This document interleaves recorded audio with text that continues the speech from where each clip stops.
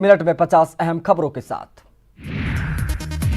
UP में उपचुनाव को लेकर बीजेपी ने प्रत्याशियों की लिस्ट जारी कर दी है। इस लिस्ट में 10 उम्मीदवारों के नाम शामिल हैं। आज ही सभी उम्मीदवार अपना नामांकन भी करेंगे। 21 अक्टूबर को सभी सीटों पर मतदान होना है। लंबे इंतजार के बाद रामपुर उपचुनाव के लिए बीजेपी ने भारत भूषण गुप्ता को अपना प्रत्याशी घोषित कर दिया है। प्रत्याशी के नाम के ऐलान के बाद कार्यकर्ताओं ने अपने उम्मीदवार का फूल माला पहनाकर जोरदार स्वागत किया। याद रहे कि लोकसभा चुनाव में आजम खां के सांसद बनने के बाद यह सीट खाली हुई थी। विधानसभा उपचुनाव के लिए समाजवादी पार्टी ने भी उम्मीदवारों का ऐलान कर दिया है। रामपुर में सपा ने आजम की पत्नी तंजीन फातिमा को उम्मीदवार बनाया है। आम चुनाव के बाद समाजवादी पार्टी ने आरएलडी के साथ मिलकर विधानसभा उपचुनाव लड़ने का ऐलान किया है। इगलास सीट पर आरएलडी का उम्मीदवार चुनाव लड़ रहा है। केंद्रीय रक्षा मंत्री राजनाथ सिंह ने गोवा में आईएनएस विक्रमादित्य पर सुरक्षा कर्मियों के साथ योग किया। इस दौरान सिंह ने कहा कि भारत 26/11 हमले को कभी नहीं भूल सकता। दिल्ली में केंद्रीय गृह मंत्री अमित शाह ने पूर्व सिविल सेवा फोरम के कार्यक्रम में कहा कि अनुच्छेद 370 को लेकर कई गलतफहमियां हुई हैं। सरदार पटेल न होते तो रियासतों का विलय न होता। वाराणसी में सीएम योगी आदित्यनाथ ने रविवार को काशी विश्वनाथ मंदिर में दर्शन पूजन किया और मंदिर परिसर में आकस्मिक चिकित्सालय का उद्घाटन भी किया। महाराजगंज के फरेंदा तहसील में सीएम योगी आदित्यनाथ ने रविवार को मां लेहड़ा देवी मंदिर में पूजा अर्चना की। इस मौके पर सीएम ने जिले के करोड़ों की सौगात दी। मथुरा में केंद्रीय खेल मंत्री किरण रिजिजू ने कहा कि नेहरू की गलती से पीओके पाकिस्तान में चला गया, लेकिन पीओके आज भी भारत के नक्शे में है। केंद्र सरकार ने प्याज के निर्यात पर तत्काल प्रभाव से रोक लगा दी है। यह फैसला देश में बड़ी प्याज की कीमतों के मद्देनजर लिया गया है। मिर्जापुर में दौरे पर आए बीजेपी प्रदेश अध्यक्ष स्वतंत्र देव सिंह ने कश्मीर में धारा 370 हटाए जाने का स्वागत किया। कहा कि पीएम मोदी और अमित शाह जी ने इस कलंक को हटाया है। उन्होंने कहा कि धारा 370 हटने के बाद स्थानीय स्तर पर विकास हुआ, युवाओं को रोजगार मिलेगा, केंद्र की योजनाओं का लाभ कश्मीरियों को मिलेगा। साथ ही उन्होंने कहा कि प्रधानमंत्री की वजह से देश का मान और सम्मान बढ़ा है। उत्तराखंड में पंचायत चुनाव में बीजेपी कांग्रेस ने अपने समर्थित प्रत्याशी मैदान में उतारे हैं, लेकिन राज्य में तीसरी सबसे बड़ी राजनीतिक पार्टी बीएसपी ने इन चुनाव से किनारा कर लिया है। बीएसपी ने पंचायत चुनाव में न अपने प्रत्याशी उतारे और न ही किसी प्रत्याशी को समर्थन किया है। भारी बारिश के बावजूद छात्र संघ चुनाव में छात्रों ने बढ़ चढ़कर हिस्सा लिया। जनपद के कुल 7 महाविद्यालयों के चुनाव भारी गहमागहमी के बीच संपन्न हुए। आधा दर्जन से भी अधिक व अलग अलग पदों पर हुए चुनाव के लिए प्रत्याशी छात्रों से वोटिंग की अपील करते हुए वोटों की गिनती 9 से 2 बजे तक चली। प्रतियोगी परीक्षाओं में नकल कराने वाले हाईटेक इंटरस्टेट गैंग का खुलासा हुआ है। एसटीएफ ने इसके खुलासे को किया है। एसटीएफ प्रयागराज ने गिरोह के सरगना समेत 5 लोगों को अरेस्ट किया है। आरोपियों से नकल के लिए इलेक्ट्रॉनिक डिवाइस लगी 7 shirt, earphone, microphone, battery, thumb pressure device और 1.25 करोड़ रुपए के चेक बरामद किए। मुजफ्फरनगर की बुढ़ाना कोतवाली में पुलिस और बदमाशों के बीच मुठभेड़ हो गई। पुलिस ने गढ़ी शेखावत रोड पर चेकिंग के दौरान 3 लोगों को रुकने का इशारा किया तो वो पुलिस पर फायरिंग करने लगे। जवाबी फायरिंग में बदमाश रिजवान पुलिस की गोली लगने से घायल हो गया। वहीं कांस्टेबल सतीश भी इस दौरान घायल हो गए। दोनों को उपचार के लिए जिला अस्पताल में भर्ती कराया गया। उन्नाव के बांगरमऊ कस्बे में एक डिलीवरी बॉय को संदिग्ध परिस्थितियों में गोली लग गई। आरोप है कि इस व्यक्ति ने रुपए के लेन देन में हुए आपसी विवाद के चलते गोली मार दी थी। गोली मारने वाला व्यक्ति मौके से फरार होने में कामयाब रहा। पुलिस मामले की जांच जुटी। वहीं घायलों को डॉक्टर ने जिला अस्पताल में रेफर किया। एटा में जैसलमेर के दौलतपुर गांव में हाईटेंशन तार टूटकर पेड़ पर गिर गया। पेड़ के पास खड़े 8 बच्चे करंट की चपेट में आ गए। करंट से बच्चे झुलस गए। बच्चों की चीख पुकार सुनकर आसपास के लोगों ने घायल बच्चों को हॉस्पिटल पहुंचाया, जहां 2 बच्चों की हालत नाजुक देखते हुए उन्हें आगरा रेफर कर दिया गया। फिलहाल बाकी बच्चों का हॉस्पिटल में उपचार चल रहा है। कानपुर के पनकी थाने में मौजूद एक प्लास्टिक फैक्ट्री में तैनात 40 वर्षीय गार्ड की बदमाशों ने निर्मम तरीके से हत्या कर दी। बदमाश फैक्ट्री में लगे कैमरे को भी तोड़ ले गए और अलमारी में रखे 10 लाख रुपए, लैपटॉप सहित अन्य सामान भी लूट कर फरार हो गए। इस घटना से क्षेत्र में सनसनी फैल गई है। पुलिस ने मामले की जांच शुरू कर दी। आगरा में मामूली बात पर 2 पक्षों में हंगामे के बाद मारपीट हो गई। पूरा मामला थाना नाई की मंडी का है, जहां पर जूता की मशीन चोरी हो गई थी। इसके आरोप एक पक्ष ने दूसरे पक्ष पर लगाया था। दोनों पक्ष थाने पहुंच गए। थोड़ी देर में दोनों पक्ष आपस में भिड़ गए और जमकर बवाल हुआ। दोनों पक्षों में हाथापाई भी हो गई। हंगामा देखकर पुलिसकर्मी थाने से दौड़े और काफी मशक्कत के बाद लोगों को वहां से भगाए।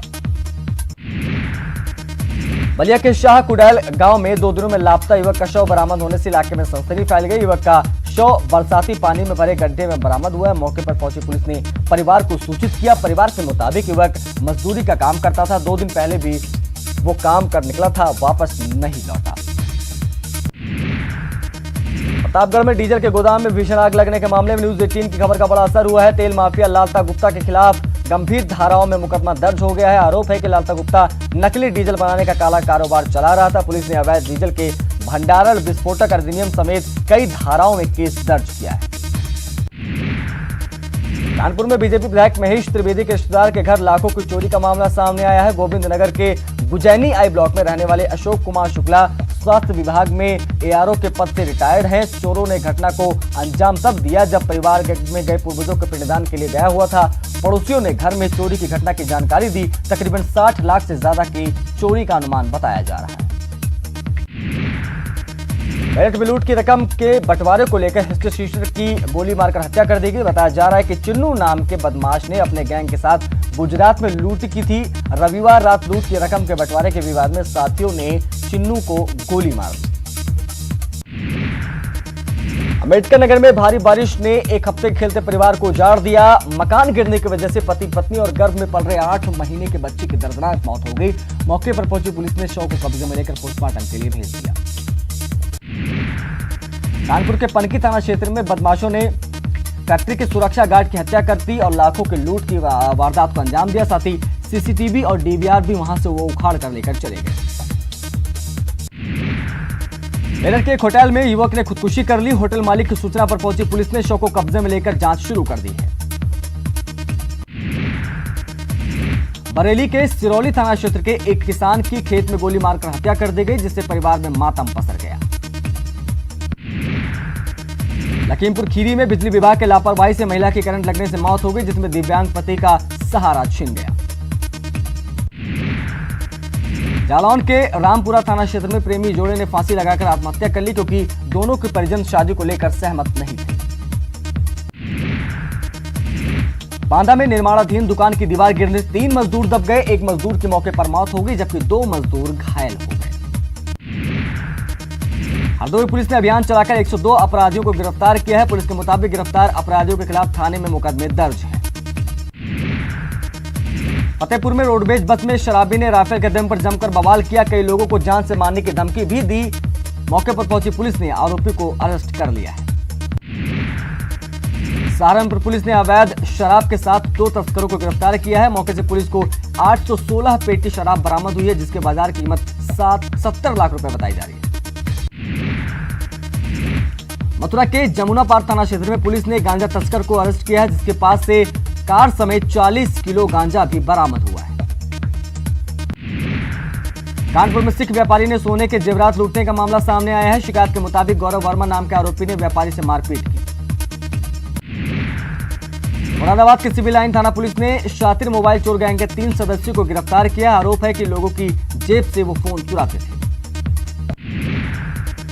अमरोहा में 2 चाइल्ड जागरूकता रैली में यातायात नियमों की जमकर धज्जियां उड़ाई गई। इस मौके पर हथियारों का जमकर प्रदर्शन हुआ। मथुरा के गोवर्धन दाना घाटी मंदिर में अजगर निकलने से हड़कंप मच गया। बाद में सपेरों की मदद से अजगर को जंगल में ले जाकर छोड़ा गया। आगरा के छत्ता इलाके में अजगर निकल आने की वजह से हड़कंप मच गया। कृष्णा कॉलोनी में अचानक 8 फीट लंबा अजगर निकला। अजगर के दिखाई देने के बाद पूरी कॉलोनी में हड़कंप मच गया। 2 घंटे के बाद अजगर का रेस्क्यू करके उसे जंगल में छोड़ा गया। राजगंज में मौजूद पाल नगर की रेलवे क्रॉसिंग के पास अचानक ही लोगों को हुजूम उमड़ पड़ा। लोगों को खबर हुई कि मंदिर में एक बड़ा काला नाग आ गया है। लोगों के मुताबिक नाग मंदिर में निकलते ही शिवलिंग से लिपट गया। नाग की हरकत को देख लोग उसे पूजने लगे। किसी ने नाग को दूध पिलाया तो किसी ने मनोकामना की पूर्ति के लिए हाथ जोड़े। बांदा के तिंदवारी कस्बे में मौजूद डाबर तालाब में एक मटका मिलने से सनसनी फैल गई। गांव वालों के मुताबिक मटके में मुगल काल के सोने और चांदी के सिक्के मौजूद थे। जैसे ही गांव वालों को इसकी खबर लगी, उन्होंने सिक्कों को लूट लिया। फिलहाल पुलिस ने जांच शुरू कर दी। बिजनौर के काजीपुरा इलाके में खेत में खुदाई के दौरान कीमती आभूषण मिलने का मामला सामने आया है। बाद में पुलिस ने मौके से मिले आभूषण जब्त कर पुरातत्व विभाग को सौंप दिए।